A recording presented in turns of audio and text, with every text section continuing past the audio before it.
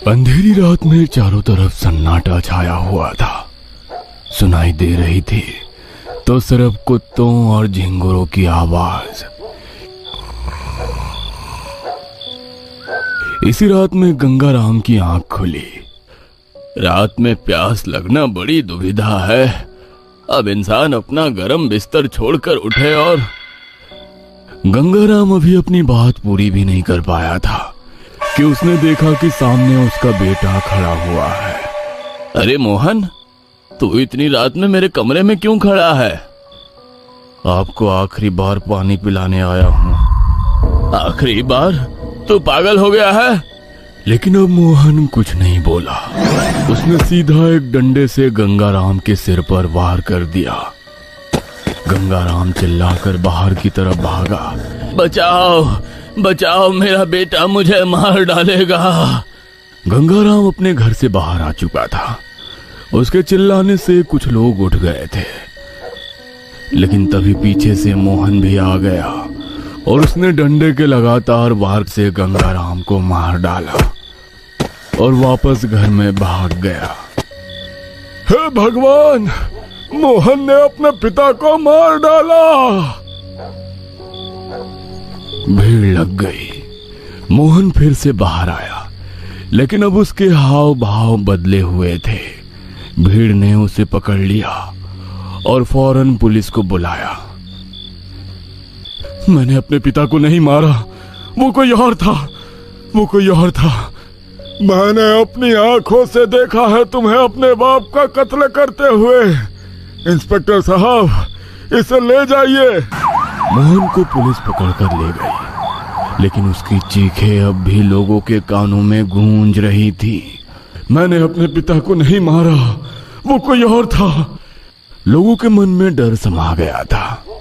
ये कैसा समय आ गया था जब बेटा बाप का गला काट रहा था और फिर कह रहा था कि उसने कुछ किया ही नहीं।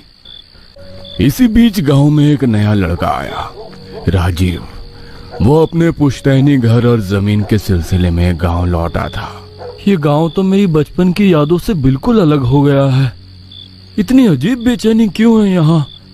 अरे राजीव, तू यहाँ कैसे? पंकज, अरे गांव में क्या कर रहा है भाई? आते ही देखा कि पुलिस मोहन को पकड़कर ले जा रही थी। अजीब बात है भाई, मोहन ने अपने बाप को मार डाला और कह रहा है कि वो निर्दोष है। ये क्या कह रहा है तू? ये कोई साधारण हत्या नहीं है राजीव। कुछ अजीब हो रहा है इस गांव में, कुछ बहुत भयानक।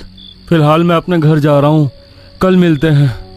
राजीव के मन में घबराहट थी, लेकिन वो अभी इस सबको महज सहयोग समझ रहा था। अगली रात आई। लोग मोहन की करतूत से डरे हुए थे और जल्दी जल्दी अपने घरों में चले गए थे। लेकिन राम प्रसाद के घर में कुछ अजीब चल रहा था। इतनी रात हो गई लीलावती, अब सो जा लीलावती।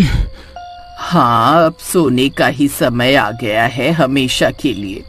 राम प्रसाद को लगा कि उसकी पत्नी नींद में बड़बड़ा रही है।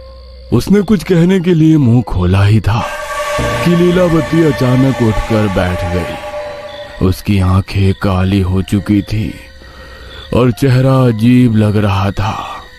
लीलावती, ये क्या हो रहा है तुम्हें? तुझे सोने की जल्दी है ना, तो ले, हमेशा के लिए सो जा। ये कहते ही उसने पास रखा तकिया का कवर निकाला और बिजली की तेजी से उसे राम प्रसाद के गले में डाल दिया। राम प्रसाद चीखना चाहता था, लेकिन लीलावती की पकड़ इतनी मजबूत थी कि आवाज नहीं निकल पाई। कुछ ही सेकंड्स में राम प्रसाद की आंखें फटी रह गई, शरीर निढाल हो गया और वो हमेशा के लिए शांत हो गया। लीलावती की हंसी पूरे घर में गूंज उठी। ये कौन हंस रहा है? बाहर जाकर देखना पड़ेगा। राजीव बाहर आया तो राम प्रसाद के घर के बाहर पहले से ही भीड़ लगी हुई थी। राम प्रसाद की लाश देखकर हर कोई सहम गया था, पर सबसे ज्यादा डरावनी बात यह थी कि लीलावती अब रो रही थी। ये क्या कर दिया तूने लीलावती? मुझे नहीं पता। मैं तो कुछ काम से बाहर गई थी, जब वापस आई तो ये हो गया था। झूठ! अरे तुम्हारे हंसने की आवाज मेरे घर तक आ रही थी। पुलिस फिर से बुलाई गई और लीलावती को भी गिरफ्तार कर लिया गया। 2 खून हो चुके थे, पहले गंगाराम फिर राम प्रसाद। लोग सदमे में थे, किसी को कुछ समझ में नहीं आ रहा था। क्या ये सिर्फ हत्याएं थी या सच में कोई अज्ञात शक्ति गांव में कहर बरपा रही थी? इसी बीच गांव का सबसे बुजुर्ग आदमी, जो अपनी उम्र के चलते अब ज्यादा बाहर नहीं निकलता था, चौपाल पर आ बैठा। ये छलावा का काम है। छलावा?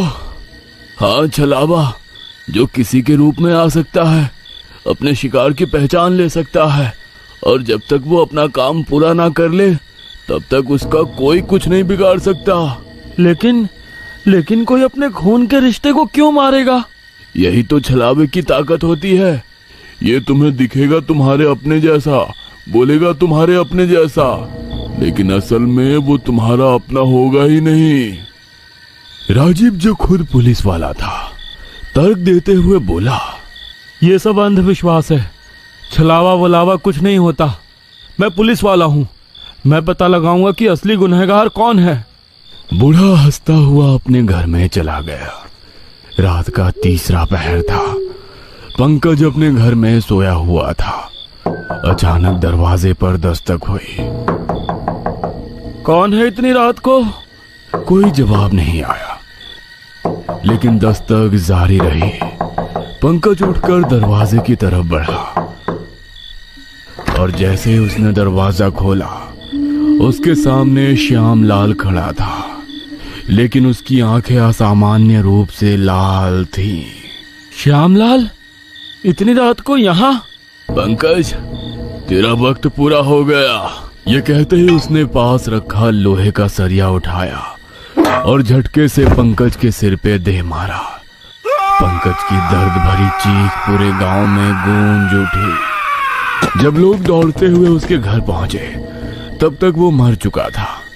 गांव में फिर से दहशत छा गई। अब ये पूरी तरह साफ हो चुका था कि ये कोई सामान्य घटनाएं नहीं थी। इस गांव के लोगों को क्या हो गया है? मैंने कहा था ना, तब मेरी बात किसी ने नहीं सुनी। पंकज की मौत के बाद गांव में कोई भी बाहर निकलने की हिम्मत नहीं कर रहा था, लेकिन इस डर के बावजूद अगले ही रात एक और हत्या हो गई। प्रीतम अपने घर में आराम से चारपाई पर लेट, उसकी बेटी संगीता रसोई में कुछ काम कर रही थी। संगीता बेटा, जरा पानी ला दे, बड़ी प्यास लगी है। लेकिन संगीता कुछ नहीं बोली। उसने अचानक पास रखी रसोई की चाकू उठाई और सीधे प्रीतम की छाती में घोंप दी। अरे अरे, ये क्या कर रही है संगीता? अब कोई प्यासा नहीं रहेगा बाबा। प्रीतम की आंखें धीरे धीरे ठंडी पड़ गई और संगीता वहीं मुस्कुरा रही थी। जब गांव वालों को ये खबर मिली तो हर कोई कांप गया। अब किसी को कोई संदेह नहीं रहा कि गांव में वाकई छलावा आ चुका था। यह छलावा का ही काम है, पक्का। हे भगवान, ये इस गांव को किसकी नजर लग गई है? अब तक 4 हत्याएं हो चुकी थी। गंगाराम, राम प्रसाद, पंकज और प्रीतम। गांव वाले अब खुले में चलने से भी डरने लगे थे। कौन कब किसका रूप बदल ले और किसे मार डाले, कोई नहीं जानता था। इसी समय गांव में रहने वाले सबसे चतुर आदमी चंदन ने सबको इकट्ठा किया। मैंने कुछ नोटिस किया है। क्या? छलावा कभी एक पैटर्न में नहीं मारता, वो रैंडमली लोगों को मारता है। लेकिन यहाँ एक पैटर्न है। क्या मतलब? ध्यान से देखो, जिन जिन लोगों की हत्या हुई है, ये सब एक दूसरे से जुड़े थे। कैसे जुड़े थे? ये सब जमीन की खरीद फरोख्त में शामिल थे। और अगला नंबर मेरे पिता का है, क्योंकि वो इन्हीं के साथ थे। मेरी बारी? अगर ऐसा है तो मतलब छलावा तुम्हारा रूप लेकर आएगा। हाँ, हमें तैयार रहना होगा। गांव में अब हर कोई दहशत में था। रात हो चुकी थी, लेकिन इस बार चंदन के घर कोई नहीं आया। उसकी सांसें तेज चल रही थी। वो पूरी रात जागता रहा, पर कोई भी हमला नहीं हुआ। सुबह हुई तो राजीव उससे मिलने आया। चंदन, रात तो शांति से निकल गई, लगता है छलावा भी डर गया है तुझसे। चंदन ने गहरी नजरों से उसकी ओर देखा, फिर अचानक बिना कुछ कहे उसने पास रखा चाकू उठाया और झटके से राजीव के पेट में घोंप दिया। चंदन, ये तूने क्या किया? ओ, ओ, ओ। राजीव लड़खड़ाते हुए जमीन पर गिर पड़ा। उसका शरीर झटकों से कांप रहा था। लोग दौड़ते हुए वहां पहुंचे। चंदन, तुझे क्या हो गया है? अरे तूने राजीव को क्यों मार दिया? हमने तो सोचा था कि तू इस छलावे से बच जाएगा, पर तू तो खुद ही हत्यारा बन गया। लेकिन तभी राजीव का शरीर अचानक अजीब तरीके से मरोड़ खाने लगा और वो छलावे में बदल गया। हे भगवान, ये क्या हो रहा है? तभी सबका ध्यान अचानक गांव की दूसरी तरफ गया। वहां असल राजीव खड़ा था। उसका चेहरा सफेद पड़ चुका था। वो भागने की कोशिश करता है, लेकिन गांव वालों ने उसे पकड़ लिया। मुझे पहले ही तुझ पर शक हो गया था राजीव। पहले जिन जिन लोगों को छलावे ने मारा था वो सब जमीन के सौदागर थे, और तुझे भी इसी जमीन के सौदा में दिलचस्पी थी। मैंने समझ लिया था कि ये कोई सहयोग नहीं हो सकता। बोल, आखिर यह सब तूने क्यों किया? जिस जमीन को मैं बेचने आया था वो असल में मेरी थी ही नहीं। क्या मतलब? ये सब लोग, गंगाराम, राम प्रसाद, पंकज, प्रीतम, इन सब ने मिलकर मेरे बाप से जबरदस्ती वो जमीन छीन ली थी।